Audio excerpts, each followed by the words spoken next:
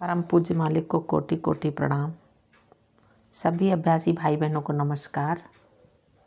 विषय दिव्य चेतना। बाबूजी कहते हैं बड़े बड़े महात्मा और संत इत्तेफाक से नहीं आ जाते, बल्कि वे उस समय पर आते हैं जब दुनिया को बहुत ज़्यादा उनकी ज़रूरत होती है। जिस वक्त अंधकार छा जाता है, यानी कि जहरीला मद्दा विचारों के द्वारा वहाँ आसमान में समा जाता है, उस वक्त उसकी सफाई की बेहद ज़रूरत होती है, वरना परिवर्तन किसी हालत में नहीं हो सकता। चुनाचे ऐसा वक्त था जब समर्थ गुरु श्री रामचंद्र जी महाराज फतेहगढ़ निवासी ऐसे समय पर आए जब उनकी बेहद ज़रूरत थी। उन्होंने वो काम किए, ऐसी रिसर्च दी कि लोग आगे चलकर सोचेंगे तो दंग रह जाएंगे। सबसे पहली बात उन्होंने ये बतलाई है कि रूपांतरण या प्रवृत्तियों को अच्छा कर देना सिर्फ दैवी चेतना ही कर सकती है।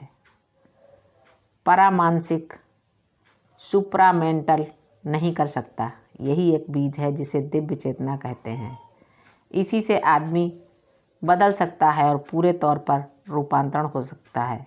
इसके आगे उन्होंने यह बात बताई है कि अगर मोक्ष किसी तरह लोगों को हासिल करना है तो सिवाय योग के और कोई चीज़ नहीं हो सकती। योग के मायने सिर्फ यही होते हैं कि अपनी मानवीय चेतना को दिव्य चेतना से जोड़ दें। बस इसी को योग कहते हैं।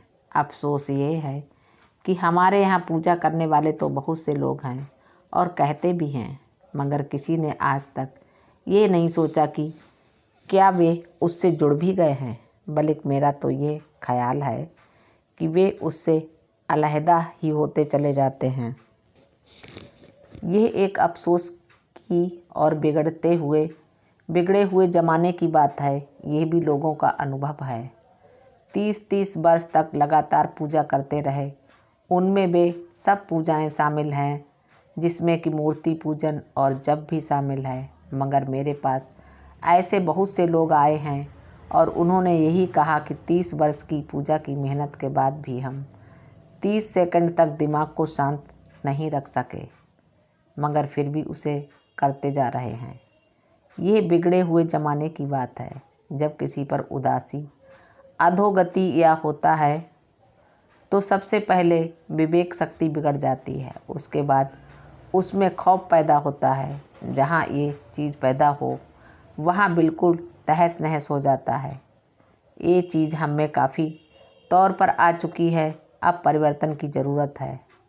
अफसोस ये है कि कहते भी हैं, सुनते भी हैं, मगर ये बात उनके दिल में पैदा नहीं हुई कि उसे छोड़ें या न छोड़ें। आदत या प्रवृत्ति उनकी ऐसी हो गई कि उन्हें छोड़ते हुए यह ख्याल पैदा होता है कि हमारे बच्चों को या किसी को नुकसान न पहुंच जाए। ये ख्याल उनका खुद पैदा किया हुआ है, कोई दिव्य ख्याल नहीं है। ज़माना ज़रूर ऐसा आ रहा है कि रफ्ता रफ्ता लोग इस योग साधना पर आएंगे और इस चीज़ को अपनाएंगे जिसे सहज मार्ग पद्धति कहा गया है। अब मैं आपको थोड़ी सी सहज मार्ग पद्धति की विशेषता बतलाता हूँ। ये तो मैंने कहा है कि ये दिव्यता ही आदमी को बदल सकती है और दुनिया में कोई चीज़ ऐसा नहीं कर सकती। अब ये दिव्यता हम पैदा किस तरह करें? इसका सबसे पहला तरीका ये है कि अगर किसी के हाथ में प्राणहुति शक्ति है तो इसको इस्तेमाल करें और वो आदमी ऐसे आदमी के पास जाएं जो अपनी ताकत से अपनी प्राणहुति शक्ति द्वारा उस आदमी को बदलने की कोशिश करें। दूसरा तरीका ये है कि हम धर्म चेतना मनस में वो ख्याल या विचार ले लें जिसकी इसको से जोड़ने के लिए या योग में परिणित करने के लिए ज़रूरत है।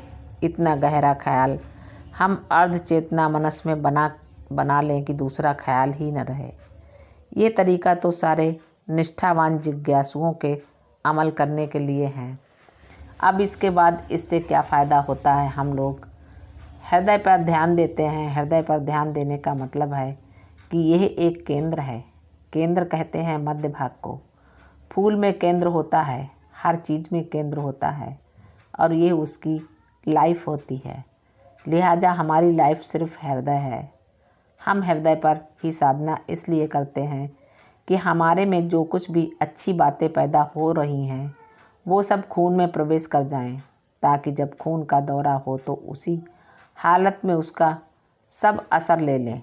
उसका ये नतीजा होता है कि हमारी सारी प्रणाली में दैवीकरण होता चला जाता है। इसके बाद करते करते इनमें 3-4 हालतें ऐसी तब्दील होती हैं, मैंने इनको ईश्वर दर्शन की हालत बतलाई है। ये पता चलता है कि हर चीज़ में एक कंपन है और उसे हम दिव्य कंपन कहते हैं। हर चीज़ में दिव्यता मौजूद है। उसमें एक अजीब सी एक अचंभे की हालत आदमी में पैदा होती है। उसके बाद इससे और ऊंची हालत पैदा होती है, जो उस वक्त सिर्फ अर्धचेतन मनस में ये ख्याल मौजूद रहता है, मगर इसका भास कम रहता है। इसी तरीके से हालत तब्दील होती जाती है। आखिर में हम चक्र द्वारा चलते हुए उनकी सब हालतों को अपनाते हुए उसमें लय अवस्था को प्राप्त करते हुए उस हालत तक पहुंच जाते हैं जहां दिव्यता का भास रह जाता है। उसके सिवाय और कुछ नहीं है। माया का भी अभाव है। उस क्षेत्र में पहुंच जाते हैं जहां माया का हम पर कोई असर नहीं होता। दिव्य और दिव्यता हमारे शरीर में प्रवेश करते चले जाते हैं और हम इस तरीके का दैवीकरण करते चले जाते हैं। इन सब को पार कर लेने के बाद जिस वक्त हम असलियत में पहुंचते हैं उस वक्त भी 2-3 हालतें होती हैं। दिव्य मोक्ष तो हर जगह मौजूद ही है, मगर जितना आगे चलते जाते हैं उतना धीरे धीरे जाते हैं, धीरे होते जाते हैं।